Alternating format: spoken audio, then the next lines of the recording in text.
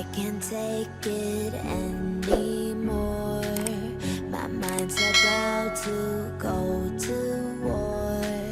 I need someone to save me from myself, to hear me cry when I call out for help. I blame it on the voices that are in my head, wondering if they'll ever be put to bed.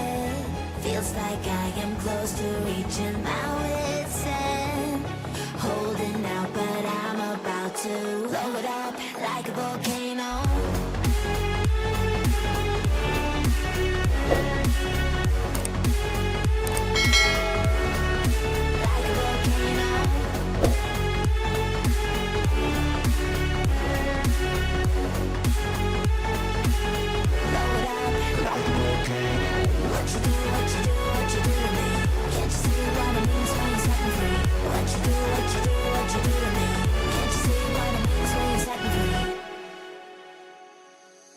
Another day to lose control.